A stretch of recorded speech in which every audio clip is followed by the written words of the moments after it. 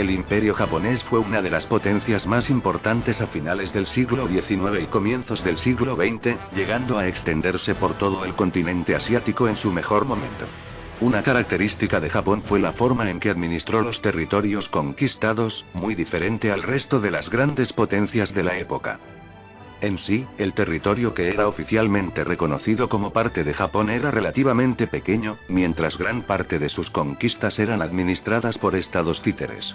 Estos estados se encargaban de apaciguar a la población civil, servir de mediadores con los japoneses y asegurar los intereses de estos últimos en la zona mientras buscaban dar un falso sentimiento de autonomía. Al mismo tiempo, le entregaban gran parte de sus recursos y mano de obra al Imperio del Sol naciente. De entre todos los estados títeres nipones resaltó uno de ellos, más que nada por tener como gobernador al heredero directo de la dinastía Qin, me refiero a nada más y nada menos que al emperador Puyi, conocido por ser no solo el último gobernante de su dinastía, sino también en ser uno de los líderes de estado más jóvenes de la historia al tomar el trono a los 2 años de edad. Pero, ¿cómo sucedió esto? ¿Qué pretendía lograr los japoneses? A continuación, lo averiguaremos.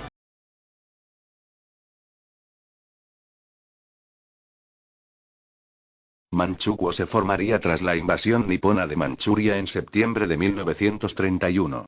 Esta invasión se realizó ya que los japoneses querían proteger sus inversiones en la región y, supuestamente, proteger a las minorías niponas en la zona. Sin embargo, el verdadero objetivo era el de asegurar los recursos mineros de Manchuria, específicamente el acero y aluminio, tan necesitados por la industria nipona en ese entonces. Manchuria fue el objetivo ideal debido a su cercanía geográfica y, sobre todo, a sus lazos culturales y económicos con Japón, haciendo más fácil justificar la invasión y posterior ocupación del territorio.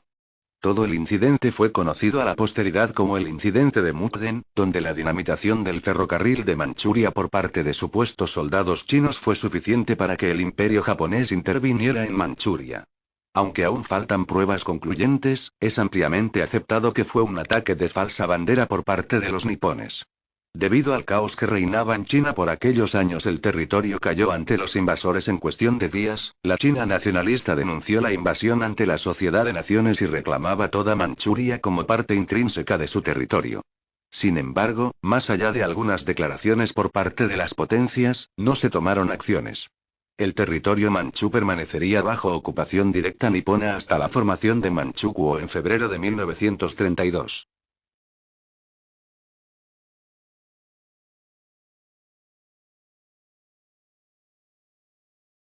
Algún tiempo después de la formación de Manchukuo, los nipones pusieron a Puyi como jefe de estado. Esta elección no fue mera casualidad, eligieron a Puyi debido a que era el último sucesor de la dinastía Qin, la cual gobernó en China por casi 300 años. Antes de eso, el emperador había pasado gran parte de su vida encerrado en la ciudad prohibida hasta que cumplió la mayoría de edad. Desde entonces empezó a salir a Pekín y sus alrededores. No fue hasta 1924 que se mudó a Tianjin, esto después de ser expulsado de la ciudad prohibida por los señores de la guerra. Fue en dicha ciudad donde empezó a tener cada vez más contacto con representantes del gobierno japonés. Fue tanta la amistad que se le permitió trasladarse a la concesión nipona en la ciudad, donde estaría más seguro. Durante esta época sus ansias de volver a ser emperador resurgieron, sobre todo después de ver por cuenta propia el penoso estado del país desde el colapso de su dinastía. Aunque los nipones estaban sopesando la posibilidad de usar a Puyi como arma política, no estaban convencidos del todo. Fue el general Keiji Doyara quien tomó la decisión, trasladando personalmente a Puyi de su residencia hasta la capital de Manchuria, siendo nombrado gobernante el 3 de marzo de 1932. El porqué de esta acción fue simple: a pesar de todo, Puyi y la dinastía que representaba aún tenían cierto apoyo entre la población de China, sobre todo entre los manchúes. Lo que buscaban los nipones con este movimiento era dar legitimidad política a su ocupación de la región, reducir las posibles rebeliones y sobre todo, distraer a la comunidad de naciones haciéndoles creer que Manchukuo era un estado libre de facto. Puyi sería coronado oficialmente como emperador de Manchukuo en marzo de 1934. El plan de los japoneses era asegurar el flujo de recursos y, a la larga, expandir Manchukuo para que sirviera de gobierno títere en China. Sin embargo, este plan tenía varios detractores dentro del mando japonés. Por un lado, estaban los que temían que si hacían crecer mucho a Manchukuo estos podrían volverse en su contra.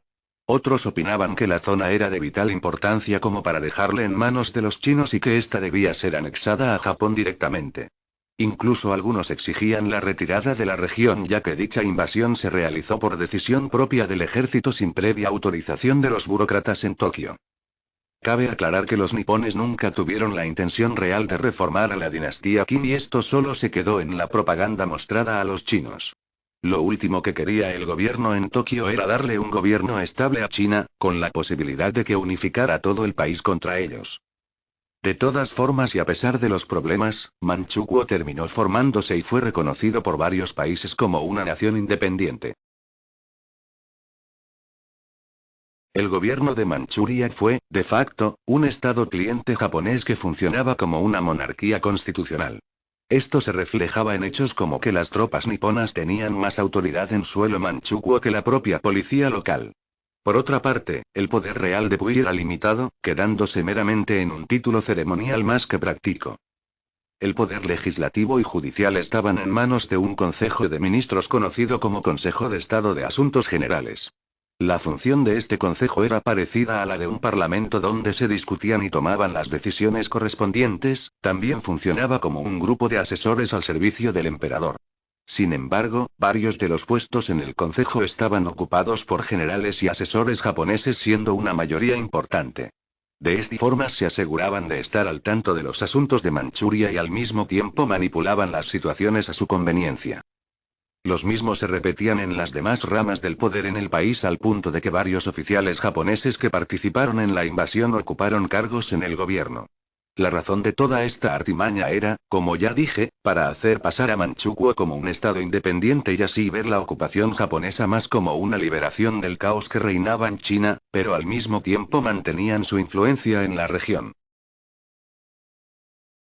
En cuanto a la economía, más de la mitad de la producción se desviaba a Japón, y al mismo tiempo, las inversiones e infraestructura estaban en manos de las empresas niponas. Estas construían sus proyectos en base a las necesidades japonesas y no en las de los manchúes. Por dicha razón, exceptuando zonas importantes, gran parte del país se mantuvo rural y la modernización fue muy limitada. El estado tuvo su propia moneda conocida como el Yuan de Manchukuo, emitido por el Banco Central del país. Sin embargo, esta no tenía valor en el extranjero ya que, en vez de estar su valor ligado al del oro como era la norma en la época, su valor estaba ligado directamente al del yen japonés. Por esta razón, tanto fuera como dentro del país se usaba el yen nipón ya que era más práctico en las tasas de cambio y mucho más útil. Por lo que la moneda nacional no tuvo mucho uso. En términos generales, la política económica manchú fue una combinación entre el intervencionismo y la cooperación con los capitales privados nipones. Los contratos incluían minas, proyectos agrícolas, industria pesada e infraestructura para el transporte de materias primas a la metrópolis. Lo único en lo que Manchukuo verdaderamente experimentó un avance durante su existencia fue en su infraestructura ferroviaria, la cual se convirtió en una de las más grandes e importantes del continente asiático. Rutas como el Transmanchuriano, el cual atravesaba el país, y las rutas que llevaban a ciudades importantes como Pekín y Pyongyang fueron las más beneficiadas.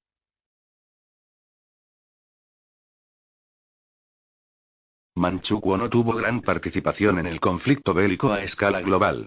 Durante la Segunda Guerra Chino-Japonesa el país movilizó algunas de sus tropas para ayudar a Japón en la ocupación del territorio chino recién conquistado. Sin embargo, el mayor aporte de Manchuria al esfuerzo de guerra japonés fue el envío de materia prima y ayuda logística. Debido a su ubicación geográfica y carencia de objetivos estratégicos en territorio nacional, el país escapó de las mayores consecuencias de la guerra hasta mediados de 1944, cuando los bombarderos de Estados Unidos empezaron a atacar el país. Hasta ese entonces, Manchukuo mantendría su territorio prácticamente intacto desde su formación. La razón por la que Manchukuo no recibió más territorios fue por la política de ocupación de Japón. Muchos territorios ya habían sido prometidos a sus diferentes colaboradores en China, como por ejemplo a los nacionalistas chinos en Shanghái o a los colaboracionistas dentro del Kuomintang. Por lo que, buscando evitar conflictos entre sus estados títeres, Japón cumplió con lo prometido y mantuvo el status quo. A pesar de no sufrir mayores daños, conforme la guerra fue avanzando mal para Japón, la exigencia de materias primas era cada vez mayor y la presión sobre Puyi fue aumentando. De esta forma, el país se mantuvo aún más atrasado, sin capacidad de invertir y aún más dependiente de Japón al punto que sus propias fuerzas policiales serían disueltas para dar paso a las fuerzas niponas. La existencia misma de Manchukuo estaba ligada a la de Japón, por lo tanto, desde que el país asiático empezó a perder terreno ante los aliados, el futuro pintaba oscuro para el país. Lo inevitable terminaría sucediendo el 9 de agosto de 1945 cuando los soviéticos iniciaron su invasión de la región, 3 meses después de la rendición alemana, según lo acordado con los Estados Unidos. En apenas unos días tanto las fuerzas niponas como manchúes fueron arrasadas por las muchos más numerosas y mejor equipadas tropas soviéticas. Debido a lo contundente del ataque, el gobierno manchú colapsó casi de inmediato. Todos los ministros del gobierno intentaron escapar, entre ellos Puyin, pero fueron en su mayoría capturados. Japón terminaría capitulando el 15 de agosto de 1945. Debido a lo rápido del ataque y a la poca resistencia, la infraestructura y recursos manchúes quedaron en su mayoría intactos. Todo el territorio de lo que alguna vez fue Manchukuo terminó siendo cedido a la naciente República Popular China, sellando así el destino de este curioso estado. Por si se lo preguntan, Puyin sería encarcelado por los comunistas chinos hasta 1959. Durante ese tiempo testificó contra varios generales japoneses y sus crímenes, después fue declarado traidor a su país y considerado un paria social. Después de su liberación viviría como un simple bibliotecario en la ciudad de Pekín hasta su muerte en 1967, a los 61 años, olvidado por sus propios conciudadanos.